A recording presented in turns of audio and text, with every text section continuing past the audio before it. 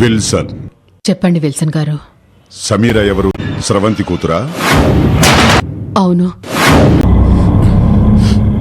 ఆ పెద్దవిడకు heart attack వచ్చింది. అయ్యో, నువ్వు తలుపు తీ, నేను జేజమ్మ దగ్గరికి వెళ్ళాలి.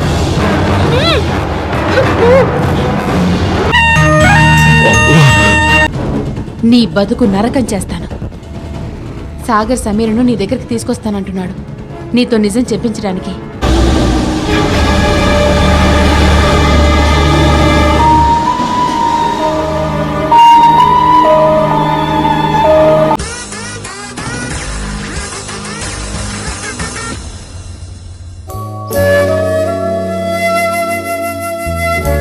Let us give each other some time.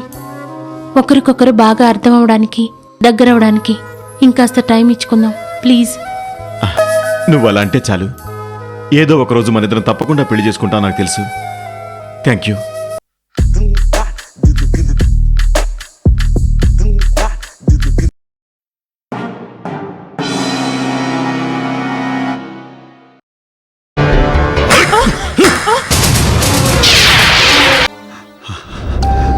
Thank you Indira, thank you.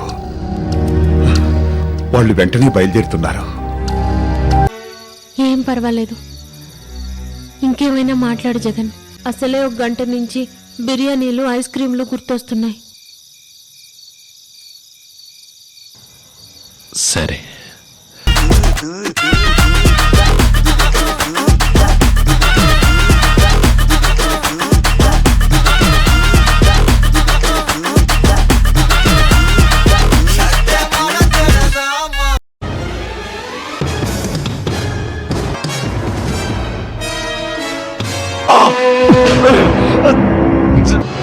Jagan ఏడున్నాడు రా?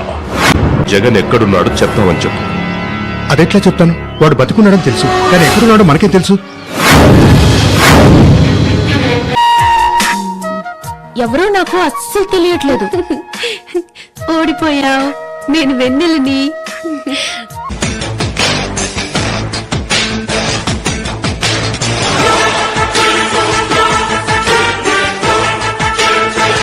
నువ్వు ఈ మధ్య ఎప్పుడూ ఉండే సమీరలా లేవు. నీ రియాక్షన్స్ లో, నీ ప్రవర్తనలో చాలా మార్పు ఉంది. ఏం చేశాను ఇర్ఫాన్?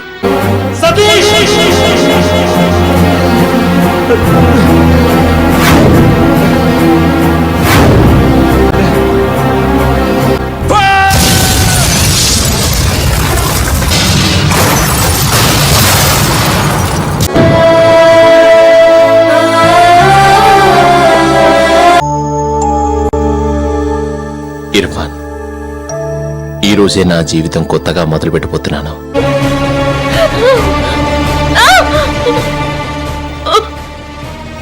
నువ్వు పారిపోవడానికి ప్రయత్నిస్తే నేనేం చేస్తానో నాకే తెలీదు. ఏమో గణేష్, ఎవరైనా కానీ ఒక్కసారి సమీరకి బాగవని వాడి సంగతి చెప్తా.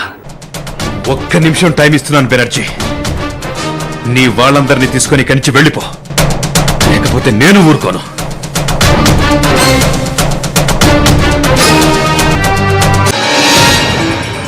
నువ్వు రారా. జగన్ రాడు. నీకో శుభవార్త చెబుదామని ఫోన్ చేశాను. నువ్వు తాతయ్యవి కాబోతున్నావు.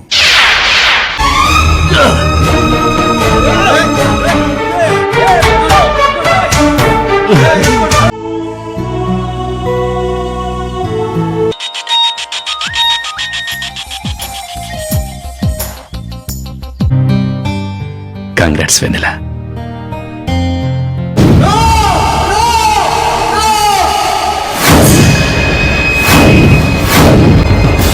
నో సమీరా,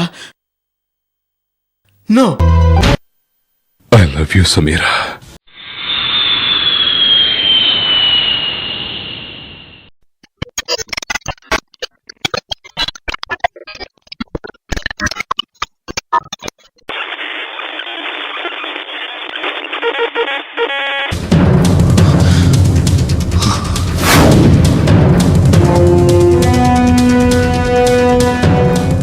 ఏం చేసావు Gayatri?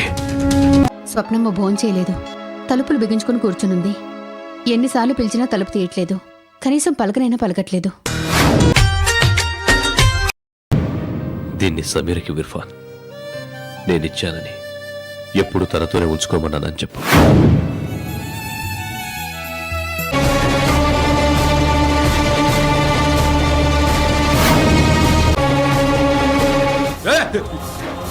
Lakshmi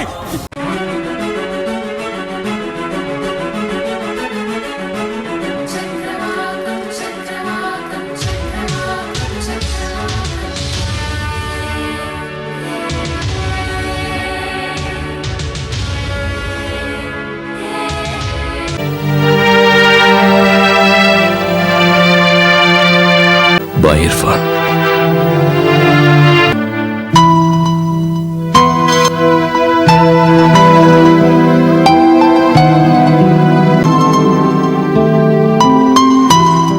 thank you so much Irfan.